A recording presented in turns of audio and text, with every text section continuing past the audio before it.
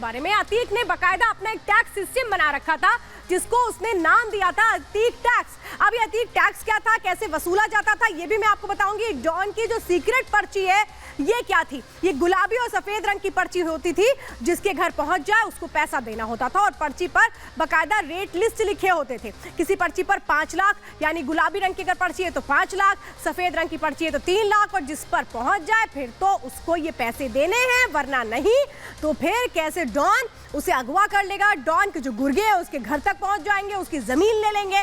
तो ये आतंक फैला रखा था अतीक अहमद ने, जिसका अब अंत हो चुका है। ये कैसे वसूली जाती थी और अतीक टैक्स था क्या, इससे जुड़ी रिपोर्ट देखिए।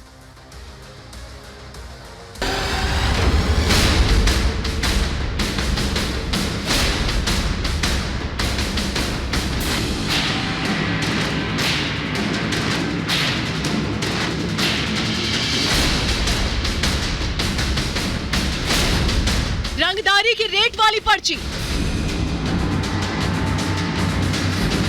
रंग के हिसाब से वसूली। ये कोई आम पर्ची नहीं है, बल्कि लाखों की पर्ची है। ये वो पर्चियां हैं जिनके जरिए अतीक गैंग रंगदारी वसूलता था, लाखों करोड़ों रुपए वसूलता था। जिसके पास ये पर्ची पहुंच जाती उसे लाखों का गुंडा टैक्स भरना पड़ता। प्रयागराज में एक समय ऐसा था जब हर कोई इन पर्चियों को पहचानता था, क्योंकि जिसके पास ये पर्ची पहुंच जाती उसके होश उड़ जाते, वो कांपने लगता था, क्योंकि डॉन का संदेश था कि पैसा पहुंचा दिया जाए।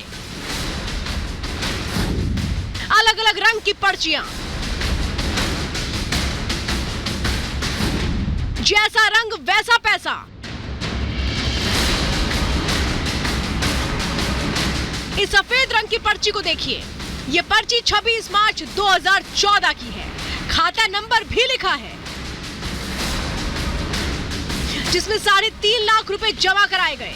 ये रकम चेक नंबर 755239 के जरिए अतीक के खाते में ट्रांसफर हुई।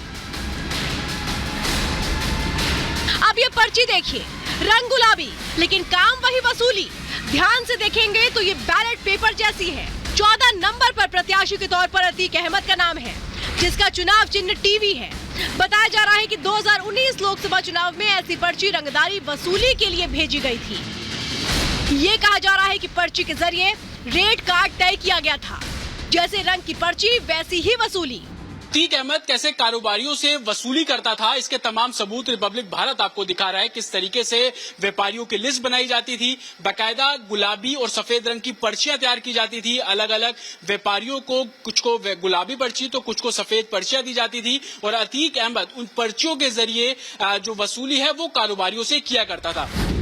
बताया जा रहा है कि गुलाबी पर्ची का मतलब 3 से 5 लाख रुपए था, जबकि सफेद पर्ची का मतलब 5 लाख रुपए से ऊपर की वसूली थी। जब हमने व्यापार शुरू किया तो इसने 2018 में मुझको फ़ोन किया कि ऐसा है कि तुम बहुत काम कर रहे हो, आके मुझको आधा मेरा हिस्सा आधा मुझे पहुंचाओ। उसी मुकदमे में हम पैरवी कर रहे थे जिसमें अतीक अहमद और अशरफ दोनों लोग उसमें मुलजिम बने थे। तो इनको ये लगता था कि मेरी पैरवी करने से इनको जान का खतरा है या इनको सजा पड़ जाएगी, जो भी वो सोचते थे। इसी तरीके से मेरे ऊपर अक्सर रास्ते में हम कचहरी से लौटे तो कभी मेरे पिस्टल सटवा दी जाए, राइफल से सटवा दिया जाए, मुझे जान से मारने की धमकी दी जाती थी। अक्सर कभी 1 करोड़ रुपए की फिरौती भी मांगी जाए 7 कालिया के भेज के बात कराने के लिए। यानी जिसके पास सफेद पर्ची पहुंच गई उसे 5 लाख से ज्यादा ढीले करने पड़ते थे।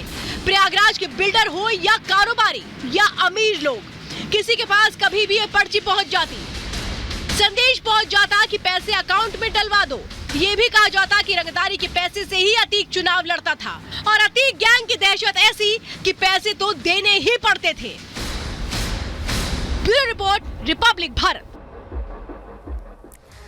तो डॉन ने अपना खौफ बनाने के लिए सब कुछ किया था। अब डॉन की तरह ही कौन दूसरा डॉन बनना चाहता था? क्या वो है अतीक की हत्या के पीछे? माफिया ब्रदर्स की हत्या के पीछे एक नाम निकलकर सामने आ रहा है, और ये नाम है सनी। ये सनी किसके इशारे पर काम कर रहा था, ये जरूर अब जानना जरूरी होता है। लवलेश और अरुण से इसकी मुलाकात कहां हुई थी? जेल में हुई थी। लवलेश और अरुण ने हत्या की थी अतीक और अशरफ की।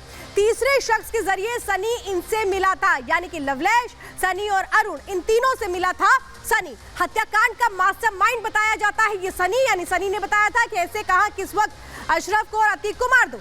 सनी ने दिलाए थे हथियार, यानी जो 3 आरोपी इस मामले में गिरफ्तार हुए हैं वो हथियार है जिन्होंने अतीक और अशरफ की हत्या की थी।